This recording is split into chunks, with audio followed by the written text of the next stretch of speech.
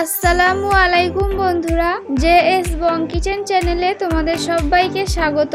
আজ আমি তোমাদের জন্য খুব সহজ একটা রেসিপি নিয়ে হাজির হয়েছি। আজকের রেসিপি নারকেলের সন্দেশ। এটা বানাতে বেশি কিছু উপকরণ লাগবে না, মাত্র 3 থেকে 4টি উপকরণে বানাবো। আর এটা বানানো তো খুবই সহজ। আর এই সন্দেশটা একদমই শক্ত হয় না, একদম নরম থাকে আর মুখে দিলেই মিলিয়ে যায়। তাহলে আজকের রেসিপি শুরু করা যাক।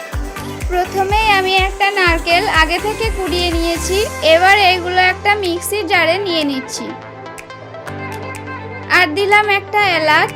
এখন এটা পেস্ট করে নেব। পেস্ট করা হয়ে গেছে, একটা পাত্রে নিয়ে নিচ্ছি। আর আমি নারকেলটা পেস্ট করার সময় কোনো রকম পানি ব্যবহার করিনি। এবার এর মধ্যে দিয়ে দিচ্ছি পরিমাণ মতো চিনি, হাফ কাপ মতো গুঁড়ো দুধ, হাফ কাপ মতো চালের গুঁড়ো। এবার ভালো করে মিশিয়ে নিচ্ছি। তোমরা চাইলে চালের গুঁড়োটা বাদ দিতে পারো। মাখানো হয়ে গেছে, একটা কড়াই চাপিয়ে দিয়েছি। এবার নারকেলের মিশ্রণটা দিয়ে দিচ্ছি। কিছুক্ষণ নাড়াচাড়া করে নিচ্ছি।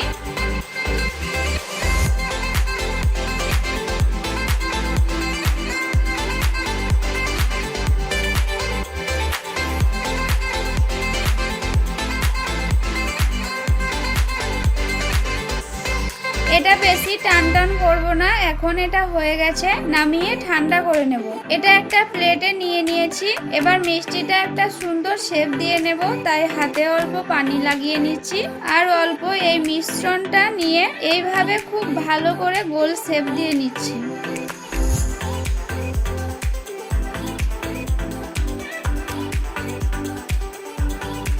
গোল শেপ দেওয়া হয়ে গেছে।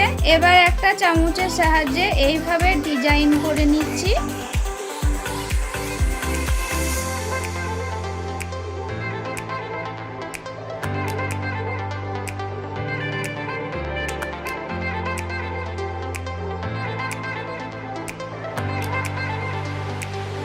একটা ডিজাইন করা হয়ে গেছে।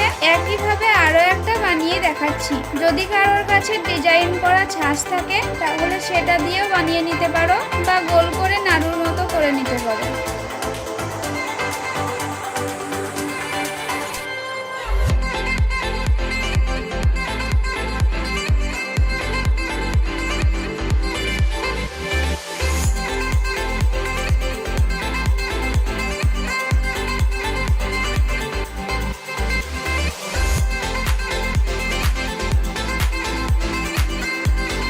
সবগুলো শেপ দেওয়া হয়ে গেছে।